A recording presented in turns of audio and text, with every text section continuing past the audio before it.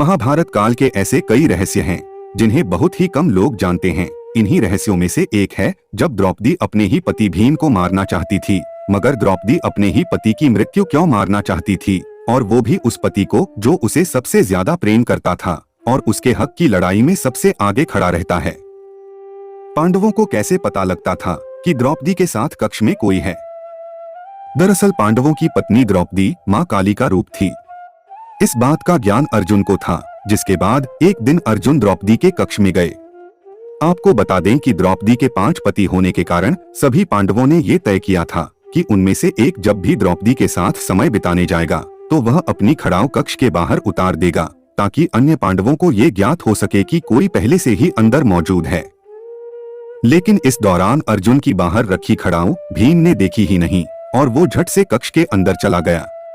अब जैसे ही भीम कक्ष के अंदर गया वैसे ही उसने देखा कि वहां अर्जुन पहले से ही मौजूद था और वो द्रौपदी के पांव दबा रहा था।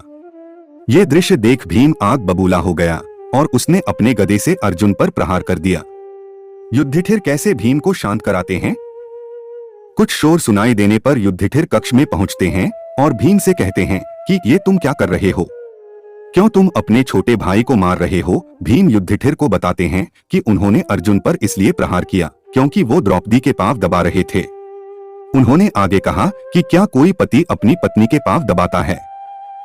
अब युधिष्ठिर को भी ये ज्ञात था कि द्रौपदी मां काली का ही रूप है, इसलिए वह भीम को चुप कराते हुए कहते हैं कि यह अर्जुन और द्रौपदी का आपसी प्रेम है, किसी को भी इसके बीच में नहीं पड़ना चाहिए।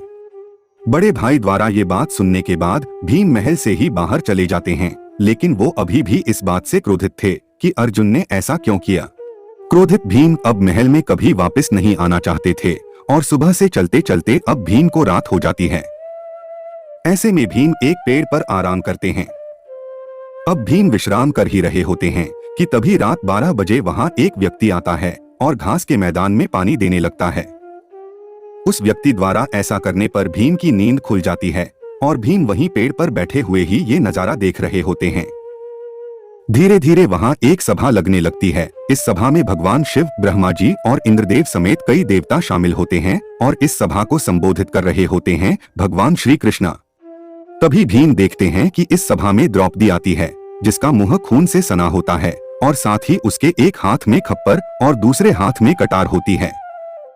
द्रौपदी को बिना अपने पतियों के अकेले देख भीम और आग बबूला हो जाता है, लेकिन वो वहीं रहकर ही ये सब दृश्य देख रहा होता है। विकराल रूप में आई द्रौपदी तभी सभी के सामने कहती है कि माधव मेरे सखा हैं और उन्होंने मुझसे ये वादा किया है कि वह मेरा ये खप्पर खून से भरवाएंगे। इसके बाद द्रौपदी कुछ ऐसा कहती है कि भीम उसे सुनकर दंग रह जाते हैं। द्रौपदी कहती है कि मैं चाहती हूँ कि मेरा आधा खप्पर भीम के रक्त से भरे और आधा कुरुवंश के रक्त से।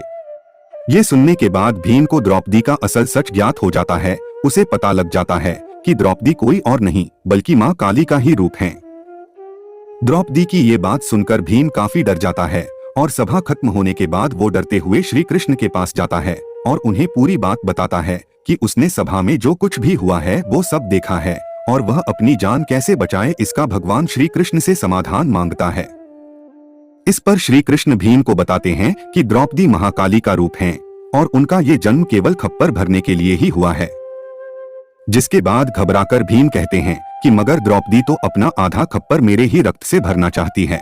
जिसके बाद श्री कृष्ण भीम को इसका समाधान बताते हुए कहते हैं, हे भीम, तुम चुपचाप अपने कक्ष में जाओ और भोजन मत करना, चाहे जो हो जाए। जब तक द्रौपदी तुम्हें भोजन के लिए मनाने ना आए तब तक तुम अन्न को हाथ भी मत लगाना। श्री कृष्ण के ऐसा कहने पर भीम बिल्कुल वैसा ही करते हैं। जिसके बाद भीम को मनाने के लिए सभी पांडु पुत्र आते हैं और उसे खाना खाने को कहते हैं, लेकिन भीम नहीं उठते। जब काफी देर तक भीम नहीं उठते तो द्रौपदी भीम को भोजन करने के लिए कहती है, जिस पर भीम द्रौपदी से कहते हैं कि वह केवल एक ही शर्त पर भोजन करेंगे, यदि द्रौपदी उनका मनचाहा वरदान उनको दे दे तो।